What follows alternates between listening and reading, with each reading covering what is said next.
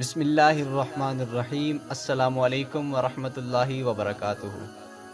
میں حافظ احسان آج ایک نیا وظیفہ لے کے، ایک نیا ٹاپک لے کے دوبارہ حاضر خدمت ہوں۔ ناظرین محترم، کعبہ بیت اللہ اور مدینہ منورہ ایسی جگہیں ہیں کہ جہاں ہر مسلمان جس کے دل میں ایمان موجود ہو جانے کی خواہش رکھتا ہے۔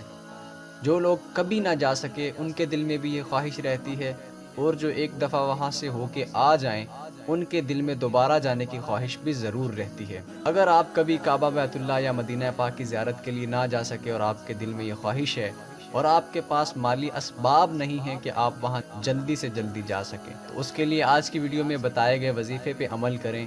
انشاءاللہ اللہ تعالیٰ آپ کے راستے آسان فرما دے گا، اور ایسے لوگ جو اپنی بیماری کی وجہ سے وہاں جانے سے قاصر رہے، اللہ تعالیٰ ان کو شفا عطا فرمائے گا اور ان کے لیے جانے کے اسباب بھی ضرور بن جائیں گے۔ کعبہ بیت اللہ اور مدینہ پاک جانے کے لیے پیسوں کا ہونا ضروری نہیں، صرف دل میں تقوی، محبت اور وہاں جانے کی چاہت اور تڑپ ہونی چاہیے۔ اللہ کی ذات ضرور اسباب بنا دیتی ہے۔ مزید آگے بڑھنے سے پہلے آپ سے گزارش کرنا چاہوں گا، جو لوگ ویڈیو کو فرسٹ ٹائم دیکھ رہے ہیں، چینل پر نئے ہیں، چینل کو ضرور سبسکرائب کریں۔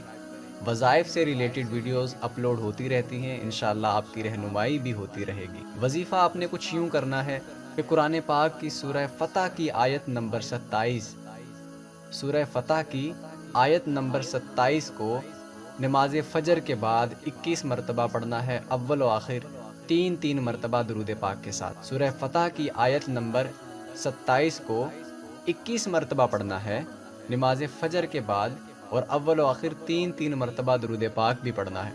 جو کوئی کسی مجبوری کی وجہ سے نماز فجر کے بعد یہ وظیفہ نہ کر سکے، وہ اس وظیفے کو نماز عشاء کے بعد بھی کر سکتا ہے۔ اس عمل کو 3 دن کرنے سے انشاءاللہ آپ کے راستے میں آنے والی رکاوٹیں حل ہونا شروع ہو جائیں گی۔ جب آپ کے راستے میں آنے والی رکاوٹیں یا وہ مالی اسباب کی وجہ سے ہوں یا جسمانی اسباب کی وجہ سے ہوں، جب وہ ختم ہو جائیں تب آپ اس وظیفے کو چھوڑ سکتے ہیں، یا پھر جب تک آپ سفر پہ روانہ نہ ہو جائیں اس وظیفے کو آپ تب تک بھی جاری رکھ سکتے ہیں۔ انشاءاللہ اللہ تعالیٰ آپ کے لیے بہتر وسائل بنائے گا۔ میری آپ سب کے لیے دعا ہے کہ اللہ تعالیٰ آپ سب کو جلدی سے جلدی اپنے گھر اور اپنے حبیب صلی اللہ علیہ وآلہ وسلم کے گھر کی زیارت ضرور نصیب فرمائے۔ اپنی دعاؤں میں ہمیں بھی یاد رکھیے گا۔ اگر کسی بات کی آپ کو سمجھ نہ آئی ہو یا کوئی بات رہ گئی ہو تو آپ کمنٹ سیکشن میں پوچھ سکتے ہیں، انشاءاللہ ہم آپ کی رہنمائی کی پوری کوشش کریں گے۔ ویڈیو کو صدقہ جاریہ کی نیت سے شیئر کریں تاکہ زیادہ سے زیادہ لوگ فائدہ اٹھا سکیں۔ انشاءاللہ نئی ویڈیو کے ساتھ جلدی دوبارہ حاضر ہوں گے۔ اگلی ویڈیو تک کے لیے ہمیں اجازت دیجیے۔ اللہ حافظ و ناظر۔